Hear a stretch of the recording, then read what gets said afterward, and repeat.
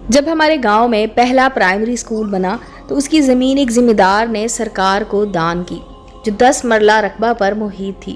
خیر گاؤں والوں کی فلاح کی خاطر سرکار نے اس رقبے پر ایک پرائمری اسکول بنا دیا۔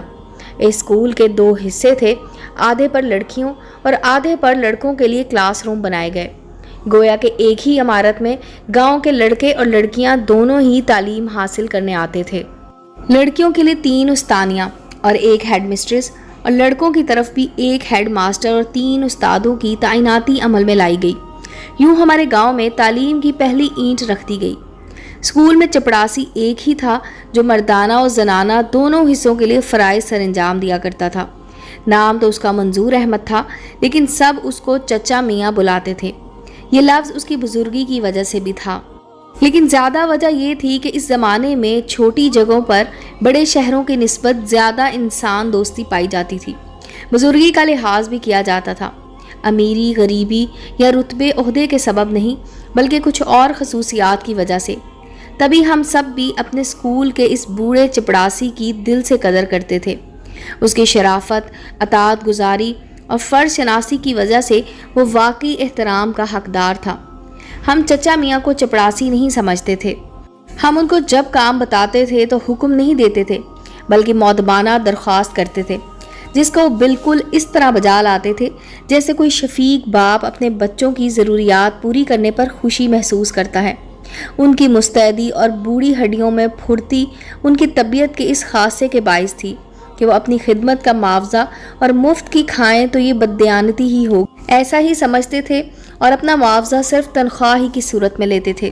ہمارے چھوٹے سے قصبے میں اسکول کے بچے اپنے استادوں کا بڑا احترام کرتے تھے، ان کے ایک اشارے کے منتظر ہوتے۔ ہم اکثر کہتے تھے، چچا میاں اسکول کے پانی کے مٹکے آپ نہ بھرا کریں، ہم لڑکوں سے کہہ دیا کریں گے، 1 منٹ میں وہ چھوٹی بالٹی سے بھر دیں گے، مگر چچا میاں نہ مانتے۔ چھٹی کے بعد تمام کلاس رومز کی صفائی بھی خود کرتے تھے، لڑکوں کی مدد نہیں لیتے تھے۔ پودوں کو پانی دینا، وقت پر اسکول پہنچنا، غرض رزق حلال کو حلال کر کر کھاتے تھے۔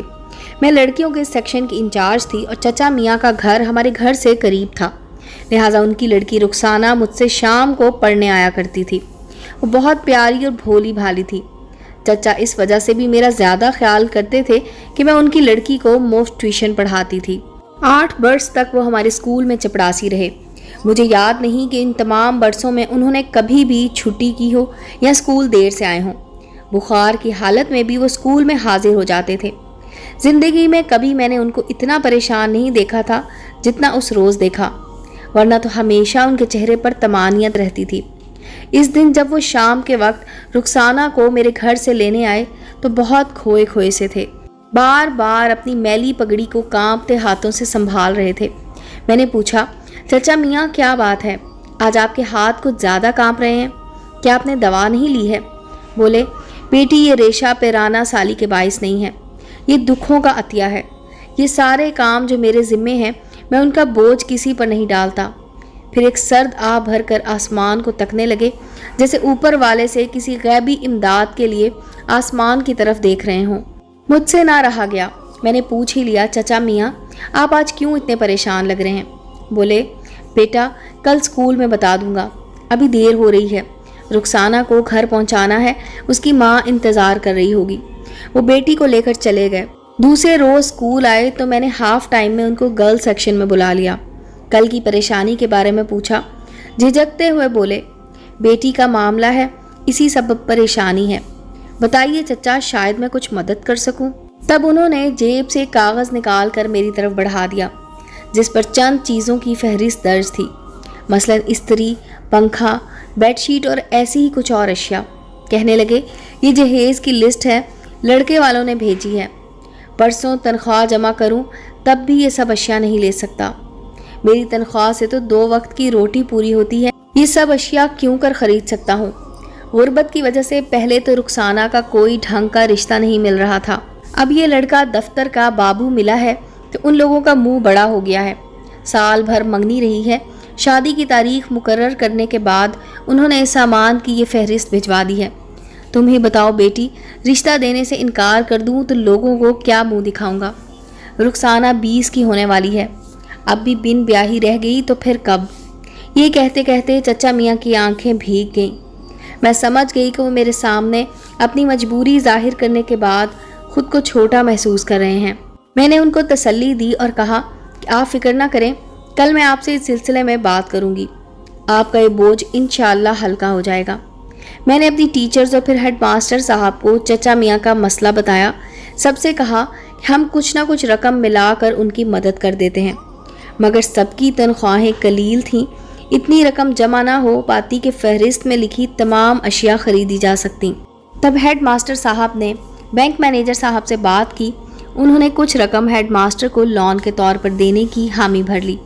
قسط وار یہ رقم واپس کرنا تھی اور یہ قسط بھی چچا میاں کی تنخواہ سے کٹ ہونا تھی۔ بس اس طرح ان کا مسئلہ حل ہو گیا اور رقم چچا میاں کے حوالے کر دی گئی۔ وہ شاد بھی تھے اور ناشاد بھی۔ ناشاد اس لیے کہ ان کا بوڑھا وجود اتنے بڑے احسان اٹھانے کا حامی نہیں ہو پا رہا تھا۔ بہرحال اگلے روز ماسٹر صاحب نے خود ان کو چھٹی دے دی تاکہ شہر جا کر بیٹی کا جہیز خرید کر لا سکیں۔ وہ بذریعہ بس شہر چلے گئے۔ شہر زیادہ دور نہ تھا اور واپسی انہوں نے ڈالے پر سامان لانا تھا۔ توقع تھی کہ صبح سے شام تک خریداری ہو جائے گی، مگر وہ شام کو گھر نہ پہنچے۔ تب بیوی نے سوچا کہ کل تک ضرور آ ہی جائیں گے۔ یوں ہی انتظار میں پورا ہفتہ گزر گیا۔ اب تو سبھی کو تشویش ہوئی، خدا خیر کرے کسی نے رقم لوٹ کر ان کو مار ہی نہ دیا ہو۔ غرض ہر کسی کے دل میں طرح طرح کے خیالات آنے لگے۔ ہیڈ ماسٹر صاحب نے کئی بار ان کے گھر سے پتہ کیا، یہی جواب ملا کہ ہم ان کے لیے ازحد پریشان ہیں، خدا را آپ ہی معلوم کر دیں کہ ان کو کیا حادثہ پیش آ گیا ہے۔ میں نے بھی جا کر ان کی بیوی سے معلوم کرنے کی کوشش کی۔ وہ بیچاری تو رونے لگی کہ ہفتہ ہونے کو ہے، ان کی کوئی خیر خبر نہیں ہے، جبکہ رخسانہ کی شادی کو 15 روز باقی ہیں۔ معاملے کی سنگینی کو محسوس کرتے ہوئے ہیڈ ماسٹر صاحب بس اڈے چلے گئے۔ جتنی بھی بسیں شہر کو جاتی تھیں سب کے ڈرائیوروں سے پوچھ گچھ کی۔ سبھی ڈرائیوروں نے کہا کہ روزانہ کئی مسافر آتے جاتے ہیں، نہیں بتایا جا سکتا کہ جن کا آپ پوچھ رہے ہیں وہ ہماری بس میں کب گئے تھے۔ البتہ ایک کنڈکٹر نے کہا کہ وہ چچا میاں کو پہچانتا ہے اور یہ ہفتہ قبل اس کی بس پر گئے تھے، لیکن جو ہی بس سے شہر میں اترے تو سڑک پر گر گئے۔ تبھی ایک پیچھے سے آنے والی موٹر تلے آ کر زخمی ہو گئے تھے۔ لوگ اکٹھے ہو گئے اور فوراً ان کو ہسپتال لے گئے۔ بس اسی قدر جانتا ہوں، البتہ اب جا کر وہاں اڈے سے معلوم کروں گا جہاں وہ گرے تھے۔ ہیڈ ماسٹر صاحب نے چچا میاں کے گھر ان کی بیوی کو احوال ٹیچر کے ذریعے بھجوا دیا تو وہ میرے پاس آئیں اور کہا کہ کوئی میرے ساتھ لاری اڈے چلے تاکہ اس کنڈکٹر سے اور معلومات لے سکوں۔ ہیڈ ماسٹر صاحب نے ایک ٹیچر کو ان کے ساتھ اڈے بھیج دیا۔ کچھ ڈرائیور اور کنڈکٹر اس کو پہچانتے تھے۔ ایک ڈرائیور سے بات کی، اس نے کہا کہ اماں کل ہماری بس فلاں وقت مذکورہ شہر جائے گی، آپ نے جانا ہو تو میں سیٹ رکھ لوں گا، آپ مقررہ وقت آ جانا، لیکن میرا کنڈکٹر نیا ہے، پرانے والا نہیں ہے جس نے اس بزرگ کو گرتے دیکھا تھا، وہ اب دوسری بس پر چلتا ہے، یا تو تم اس سے بات کر لو اور اس کے ساتھ چلی جاؤ کیونکہ وہی تمہارے خاوند کو پہچانتا ہے۔ چچا میاں کی بیوی نے اس کنڈکٹر سے بات کی تو وہ بولا کہ ہماری بس تھوڑی دیر بعد شہر کو روانہ ہونے والی ہے، چلنا ہے تو گھنٹہ بعد ٹھیک 12 بجے پہنچ جانا۔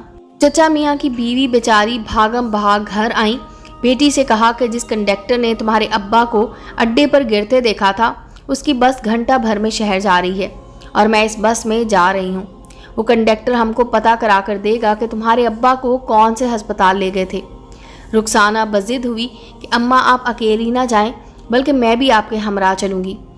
یوں ماں کے منع کرنے کے باوجود ان کے ہمراہ اڈے چلے آئی اور دونوں اس بس میں سوار ہو گئیں جو 12 بجے دوپہر شہر جانے والی تھی۔ جب بس شہر کے اڈے پر پہنچی، چچا میاں کی زوجہ نے کنڈکٹر سے کہا کہ بیٹا اب یہاں سے پوچھ گچھ کرو کہ میرے میاں کو کون سے ہسپتال لے گئے تھے۔ وہ بولا ٹھیک ہے اماں، اطمینان رکھو، میں سب سے معلوم کرتا ہوں، یہاں کوئی نہ کوئی ایسا مل جائے گا جو ان کے ہمراہ ہسپتال گیا ہوگا، فکر مت کریں، آپ یہاں انتظار گاہ میں بیٹھ جائیں، میں ابھی معلوم کر کے آتا ہوں۔ وہ خواتین کے لیے بنی انتظار گاہ میں بیٹھ گئیں اور کنڈکٹر اڈے پر ڈیوٹی دینے والے افراد سے جا کر واقعے کے بارے میں معلومات کرنے لگا۔ تھوڑی دیر بعد وہ آ گیا اور خواتین سے کہا کہ پتہ چل گیا ہے کہ آپ کے شوہر کو کون سے ہسپتال لے گئے ہیں، لیکن وہاں وقت مقررہ سے پہلے آپ کو ان سے ملنے نہیں دیا جائے گا، بہتر ہے کہ پہلے چل کر کسی ہوٹل میں کھانا کھا لیتے ہیں۔ شام 6 بجے ملنے کا ٹائم ہے، تب تک آپ کا بیٹی کے ہمراہ اڈے پر بیٹھے رہنا مناسب نہیں ہے، آئیے میرے ساتھ چلیں۔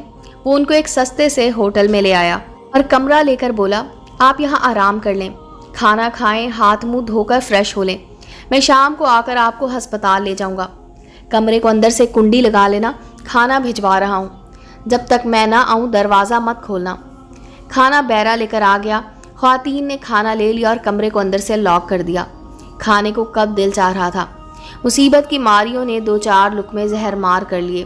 ہاتھ منہ دھویا، 2 پلنگ کمرے میں پڑے تھے، اس پر کمر سیدھی کرنے کو لیٹ گئیں۔ شام 5:30 بجے دروازہ بجا، آواز آئی، خالہ میں ہوں کنڈکٹر بلال، دروازہ کھولیے۔ خالہ نے دروازہ کھول دیا۔ کنڈکٹر نے کہا، خالہ آپ چلیے اور بچی کو رہنے دیجیے، ہسپتال میں رش بہت، وارڈ ڈھونڈنا پڑے گی، شاید کہ آپ کے شوہر کی حالت بہتر نہیں ہے اور وہ انتہائی نگہداشت کے وارڈ میں ہیں، وہاں صرف ایک ملاقاتی کو ملاقات کی اجازت ہوتی ہے۔ رخسانہ گھبرا کر بولی، میں یہاں ہرگز اکیلی نہ رہوں گی، میں بھی ساتھ چلوں گی، بی بی آپ کو بعد میں لے جائیں گے، پہلے آپ کی امی ان کو دیکھ لیں، آپ اندر سے دروازہ بند رکھنا اور جب تک ہم آ کر نہ کہیں ہرگز دروازہ مت کھولنا، یہ بڑا شہر ہے، آپ کو کہاں ساتھ لے کر پھریں گے۔ غرض اس کے اصرار پر مجبور ہو کر بیچاری رخسانہ ہوٹل میں رکنے پر رضامند ہو گئی۔ کنڈکٹر اس کی ماں کو لے کر چلا گیا اور رخسانہ نے ہوٹل کے کمرے کا دروازہ اندر سے بند کر لیا۔ رات کے 9 بج گئے۔ سادہ لو رخسانہ بیچاری یہی سوچتی رہی کہ ہسپتال دور ہوگا، ابا کا وارڈ ڈھونڈ رہے ہوں گے، تبھی دیر ہو گئی ہے، آتے ہی ہوں گے۔ اسی اثنا میں کسی نے دروازہ بھی نہ بجایا، پھر بھی وہ ڈرتی رہی۔ 10 بجے کے قریب کنڈکٹر اکیلا ہی آ گیا، دستک دی، کہا، بہن رخسانہ دروازہ کھولو، میں ہوں بلال، تمہاری ماں کو تمہارے والد کے پاس چھوڑ کر تم کو لے جانے آ گیا ہوں، جلدی چلو، ابا کی حالت کیسی ہے، ابھی ٹھیک نہیں ہے، زیادہ سوال مت کرو، ہوٹل چھوڑنے کا وقت ہو رہا ہے، ورنہ یہ لوگ اگلے دن کا کرایہ بھی ڈال دیں گے۔ یہ سن کر وہ بیچاری گھبرا گئی، جلدی سے دروازہ کھول دیا اور چادر سے خود کو لپیٹ کر بلال کے ہمراہ چلنے پر تیار ہو گئی۔ بلال ٹیکسی لے آیا تھا، دونوں اس میں بیٹھ گئے۔ اس نے پہلے سے ہی ٹیکسی ڈرائیور کو بتا دیا تھا کہ کہاں جانا ہے۔ وہ سڑک پر رواں دواں ہو گئی۔ اس کے بعد نہ تو چچا میاں کی زوجہ واپس گاؤں لوٹی اور نہ رخسانہ اور نہ ہی بلال کنڈکٹر کہیں نظر آیا۔ البتہ بس ڈرائیور نے ہیڈ ماسٹر صاحب کو اتنا ضرور بتایا کہ کنڈکٹر نے نوکری چھوڑ دی ہے، وہ اپنے آبائی گاؤں ان خواتین کو لے گیا تھا، کیونکہ چچا میاں کی ہسپتال میں 3 روز قبل وفات ہو گئی تھی اور ان کی میت کو لاوارث سمجھ کر ہسپتال والوں نے دفنا دیا تھا۔ کنڈکٹر نے رخسانہ بی بی سے نکاح کر کے ان خواتین کو سہارا دے دیا ہے۔ اس نے ایک دوست کے ذریعے یہ پیغام بھجوایا ہے کہ وہ کچھ دنوں بعد یہاں آئے گا اور خواتین بھی اس کے ہمراہ آ جائیں گی۔ ہم لوگ انتظار ہی کرتے رہ گئے، وہ دن کبھی نہ آیا، نہ تو بلال نہ ہی رخسانہ اور اس کی والدہ لوٹ کر آئیں۔ ہر کوئی اپنے اپنے کاموں میں مصروف ہو گیا۔ یوں ہی زندگی رواں دواں رہی جیسے کہ پہلے تھی، لیکن افسوس کسی نے چچا میاں کے بارے میں حقیقت جاننے کا تردد نہ کیا۔ بلال والا قصہ درست تھا یا بات کچھ اور تھی؟ اس کی ماں ساتھ تھی۔ کیا تم جانتی ہو کہ اب وہ لوگ کہاں ہیں؟ وہ بولی، وہ بدبخت بلال جیل میں ہے، اس نے اپنی بس خرید لی تھی، ایک روز بس کے نیچے کسی بندے کو مار دیا، اس بندے کے وارث تگڑے لوگ تھے، انہوں نے اس کو جیل میں کرا دیا۔ اور رخسانہ بی بی، اس نے رخسانہ سے شادی نہیں کی تھی بلکہ اس کو کسی بدماش کے ہاتھ بیچ دیا تھا جو اس کو بازار حسن لے گیا تھا، اور اس کی ماں کو تو اس ظالم نے اسی دن لاہور کے ایک بھیڑ بھرے بازار میں چھوڑ دیا تھا جس روز اس کو ہسپتال لے جانے کا جھانسا دیا تھا۔ وہ بیچاری بھوکی پیاسی داتا دربار پہنچ گئی، وہاں جانے کس کس سے فریاد کرتی اور راہگیروں کا دامن پکڑتی رہی۔ یہاں انسانوں کے سمندر میں بھلا کوئی کسی کو کب سنتا ہے؟ ہر کسی نے بھکارن سمجھ کر بغیر کچھ سنے دامن چھڑا لیا ہوگا۔ مجھے اس کے بارے میں اور کچھ زیادہ معلوم نہیں ہے۔ بلال کی ماں میری سوتیلی بہن ہے، جب وہ جیل گیا تبھی میں اس کے گھر گئی تھی۔ وہ رو رو کر بیان کر رہی تھی کہ میرے لڑکے کو اس کے کرتوتوں کی سزا ملی ہے۔ اب بلال کے بچے بھوکے مرے اور بوڑھی دادی لوگوں کے گھروں میں کام کر کے ان کے پیٹ کا دوزخ بھرتی ہے، جیسی کرنی ویسی بھرنی۔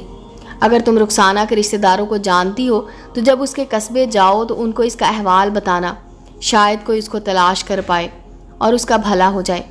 میں نے اپنے شوہر سے ذکر کیا، وہ قصہ سن کر بولے، عرصہ گزر چکا ہے، اب ان لوگوں کا پتہ کرنا آسان نہیں ہے۔ مجھے اہم دفتری امور سے فرصت نہیں، اب تم اس قصے کو بھول جاؤ۔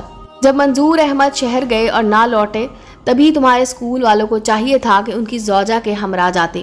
وہ بیچاری بیٹی کے ساتھ ایک اجنبی کے ہمراہ گئیں اور کسی نے پرواہ نہ کی کہ انسانوں کے ایسے بے رحم شہر میں جہاں سادہ لو دیہاتی یا بے سہارا عورتیں جو ایک غریب کی عزت تھیں کیسے اجنبیوں کی بے اعتنائی کے باعث در بدر ہو گئیں۔ افسوس شہر ہو یا دیہات، آج ہماری ایمان کی کمزوری کی وجہ سے دلوں سے رحم اور انسانیت ختم ہوتی جاتی ہے۔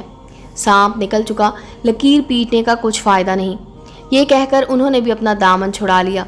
لیکن مجھ کو آج بھی دکھ ہے، کاش کہ ہمارے ہیڈ ماسٹر صاحب خود یا کسی مرد استاد کو ان کے ساتھ کر دیتے۔ امید ہے دوستو سٹوری اچھی لگی ہوگی، چینل کو لائک اور سبسکرائب کریں اور بیل آئیکن کا بٹن دبانا مت بھولیں تاکہ ہر نئے آنے والی سٹوری کا نوٹیفیکیشن آپ کو مل سکے۔ ملتے ہیں اگلی سٹوری کے ساتھ۔